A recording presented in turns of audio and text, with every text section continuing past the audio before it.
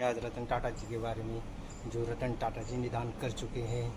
सो देखें रतन टाटा जी क्या थे, के क्या नाम थे, क्या थे टाटा जी, उनके फैमिली में कौन थे, उनके पिताजी का क्या नाम था। सो गाइस क्या थे रतन टाटा जी, हमको सीख दे गए उनके बारे।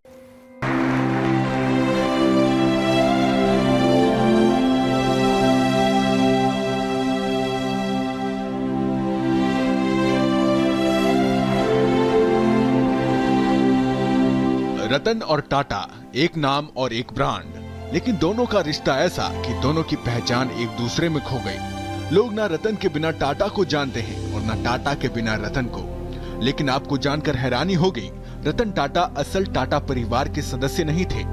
भाग्य का खेल कहें या कुछ और, लेकिन रतन ही टाटा परिवार के असल उत्तराधिकारी बन गए। रतन टाटा के पिता का नाम नवल टाटा था, जो टाटा परिवार में गोद लिए गए थे। नवल का जन्म एक सामान्य पारसी परिवार में हुआ था, लेकिन उनका टाटा परिवार से कोई रिश्ता नहीं था। नवल जब 4 साल के थे तभी उनके पिता का देहांत हो गया था। गरीबी की वजह से उनका दाखिला नवसारी के एक पारसी अनाथालय में करवा दिया गया, जहां उनकी पढ़ाई लिखाई हो रही थी। एक गरीब अनाथ बच्चे नवल की किस्मत ने यहीं से बदलना शुरू कर दिया। दरअसल जिस पारसी अनाथालय में नवल भर्ती थे, वहां की कर्ता धर्ताओं में एक थी नवाजबाई टाटा। नवाजबाई जमशेद जी टाटा की छोटी बहू थी और उनके पति का नाम भी रतन टाटा था। अनाथालय में नवाजबाई नवल से इतनी प्रभावित हुई कि उन्होंने उस 13 साल के बच्चे को गोद लेने का फैसला किया। यहीं से नवल उस टाटा परिवार से जुड़ गए जिनकी पहचान भारत के उद्योगों के पितामह के रूप में होती थी। इन्हीं नवल टाटा के बेटे थे रतन टाटा, यानी रतन उस JRD परिवार के गोद लिए उस बच्चे के बेटे थे जिन्हें टाटा परिवार ने अपना हिस्सा बना लिया था। बाद में इन्हीं नवल के बेटे रतन मेहनत और काबिलियत से टाटा नाम का पर्याय बन गए। खास बात यह है कि रतन की परवरिश भी उन्हीं नवाजबाई टाटा की देखरेख में हुई, जिन्होंने उनके पिता को गोद लिया था। नवाजबाई को रतन दादी कहते थे। रतन रिश्ते में अपने चाचा और ग्रुप के कर्ता धर्ता JRD टाटा के बेहद करीब थे। JRD ही उन्हें टाटा ग्रुप में लाए थे। JRD के कहने पर ही साल 1962 में रतन ने टाटा कंपनी में नौकरी की शुरुआत की। शुरुआती दिनों में रतन जमशेदपुर की टाटा स्टील की फैक्ट्री में काम करते थे, जिसकी कमान JRD के हाथ में थी। अपनी काबिलियत, मेहनत और दूरदर्शिता के बल पर रतन ने साल 1991 में टाटा ग्रुप के चेयरमैन का पद संभाला। करीब 2 दशक तक इस पद पर रहने के बाद उन्होंने साल 2012 में रिटायरमेंट ले लिया। हालांकि उसके बाद भी वो टाटा ग्रुप की होल्डिंग कंपनी टाटा सन्स के मानद अध्यक्ष बने रहे।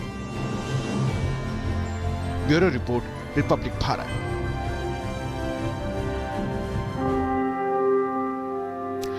भारतीय उद्योग के पितामह रतन टाटा, उन्होंने न सिर्फ भारतीय उद्योग को एक शिखर तक पहुंचाया, बल्कि भारतीय उद्योग को अंतर्राष्ट्रीय मंच पर एक मुकाम दिलवाने में भी भूमिका रतन टाटा की रही। प्रधानमंत्री नरेंद्र मोदी के साथ उनका एक खास रिश्ता था और उद्योग में, उसके विस्तार में जब भी अड़चने रही तो प्रधानमंत्री नरेंद्र मोदी सामने आकर उनके साथ उन अड़चनों को दूर करने में योगदान देते रहे। इस रिश्ते में भी एक खासियत थी। एक रिपोर्ट देखिए। ये बात तब की है जब साल 2006 में रतन टाटा को अपनी लखटकिया नैनो कार के लिए पश्चिम बंगाल के सिंगूर में प्लांट लगाना था। लेकिन तब ममता बनर्जी ने इतना तगड़ा विरोध किया कि रतन टाटा सिंगूर में नैनो कार परियोजना के लिए प्लांट नहीं लगा सके। तब गुजरात के मुख्यमंत्री रहते हुए नरेंद्र मोदी ने रतन टाटा का साथ दिया। नरेंद्र मोदी अच्छी तरह जानते थे कि रतन टाटा का लक्ष्य आम आदमी को सहूलियत मुहैया कराना है। मोदी जानते थे कि रतन टाटा चाहते हैं कि देश का आम नागरिक भी कार में चले, और इसीलिए नरेंद्र मोदी ने बतौर गुजरात के मुख्यमंत्री रतन टाटा को गुजरात में नैनो कार के लिए फैक्ट्री लगाने के लिए जमीन दे दी।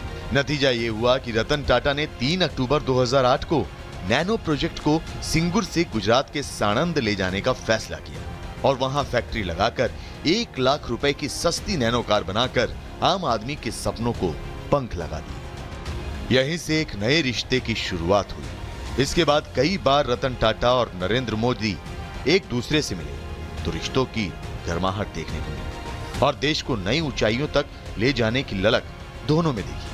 5 साल पहले नरेंद्र मोदी के साथ रतन टाटा जब काशी आए थे तब भी उन्होंने वाराणसी के सुंदरपुर में भाभा कैंसर हॉस्पिटल और मदन मोहन मालवीय कैंसर सेंटर की सौगात देकर गरीब और मिडिल क्लास को बड़ी राहत पहुंचाई थी। वो ऐसी शख्सियत थे जो आम आदमी के लिए जीते थे, दान पुण्य करते थे और उनका लक्ष्य था दुनिया में सबसे ऊंचा झंडा भारत का हो, सबसे बड़ा नाम भारत का हो और भारत में कोई गरीब न रहे। और इसीलिए जैसे ही रतन टाटा के निधन की खबर सामने आई, भारत के कोने कोने में शोक की लहर दौड़ गई। प्रधानमंत्री नरेंद्र मोदी ने तो उन्हें बिजनेस लीडर तक बता दिया। प्रधानमंत्री नरेंद्र मोदी ने ट्विटर पर लिखा कि श्री रतन टाटा जी एक दूरदर्शी बिजनेस लीडर, दयालु आत्मा और एक असाधारण इंसान थे।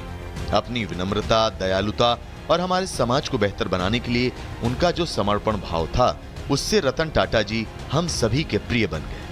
रतन टाटा का यूं चले जाना भारत के लिए एक बहुत बड़ी क्षति है, जिसकी भरपाई कभी नहीं हो पाएगी। लेकिन देश के अनमोल रत्न रतन टाटा देशवासियों के दिलों में हमेशा अमर रहेंगे। Bureau report, Republic Bharat.